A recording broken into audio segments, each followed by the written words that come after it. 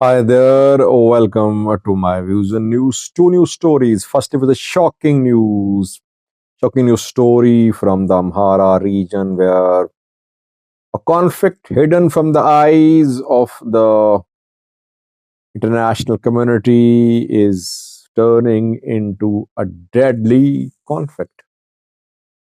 If no solution is found, we could see catastrophe in the Amhara region. This is what is clear from this report. Secondly, is Ethiopia going to allow the use of cryptocurrencies, digital currencies? Mamu Mereto, National Bank Governor of Ethiopia, talked about this question addressing members of the parliament, reportedly. Let's start from the Amhara region. So we know that last year, Fano groups refused to be disarmed, refused to be dismantled. They were already armed. During Tigray war, they were armed. Last year, when government tried to disarm them, that led to start of an armed conflict in the Amhara region between Fano groups and the Ethiopian military. Last year, when Ethiopian government launched military operation against Fano, it hoped to wrap up the operation in just a few days or weeks. Did not happen. Then it imposed state of emergency. State of emergency imposed, security forces were granted unlimited powers. Basically, you can say a curfew was imposed in the Amhara region, and security forces used force to crush Fano groups. State of emergency was extended. Fano groups could not be crushed. They continued getting bigger and stronger. More and more people joined Fano. ASF members joined Fano when government tried to disband ASF, Amhara Special Force last year. And then ASF former chief Tafra Mamu joined to Skandar Naga joined as well. Tazra joined to a colonel joined a few days ago. So Fano is now definitely a force to be reckoned with in the Amhara region. And I always say that it's the Ethiopian government which shot itself in its foot when it announced to disband Fano and disband ASF. But who is paying the price of this armed conflict in the Amhara region? Fano fighters or the government? Fano fighters are paying the price in terms of laying down life. They're dying. Their family members are kidnapped too. Their family members harassed too. They can die anytime. They can be killed anytime.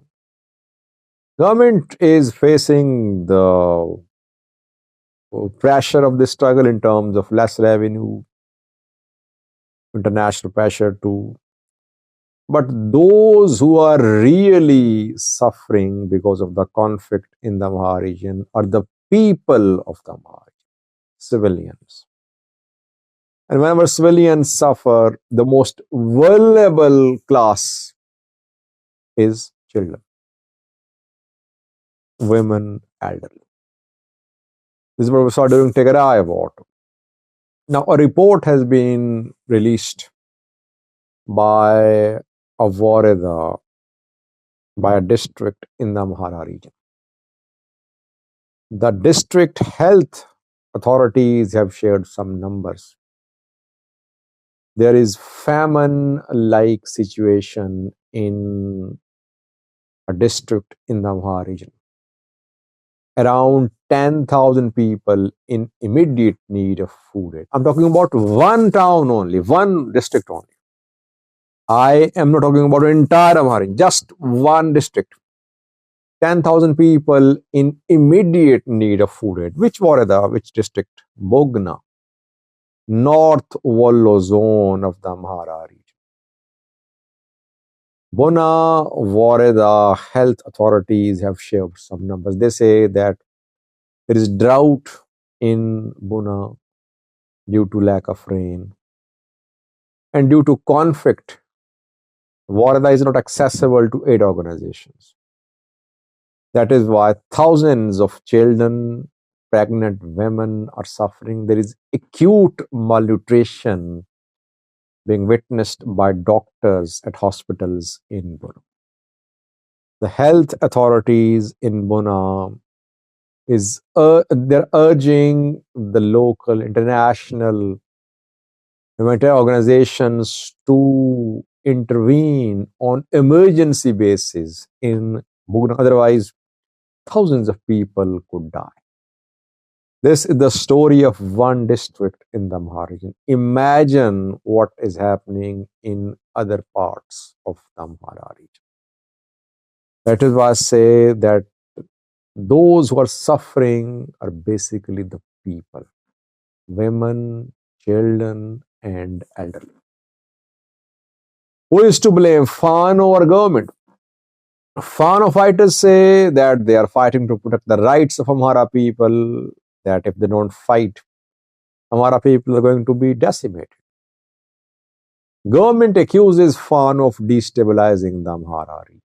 But if no solution is found, by gun,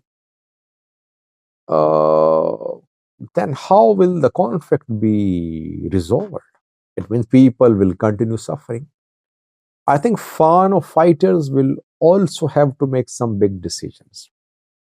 For how long are they ready to fight? If they think fight will take years, then at least their people should not die of hunger. Their people should not die of famine. They should do something.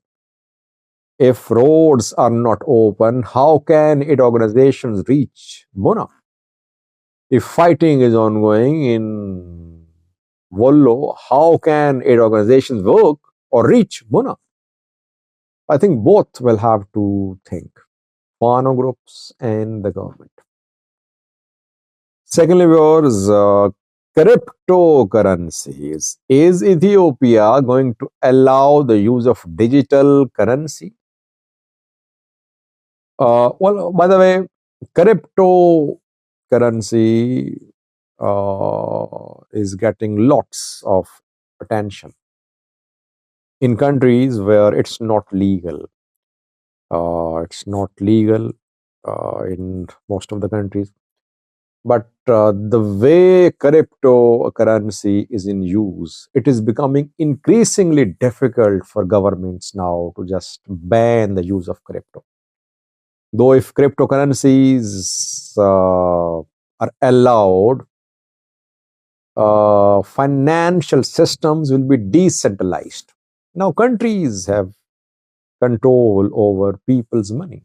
I mean, if you live in Ethiopia, Ethiopian government is in control of people's money.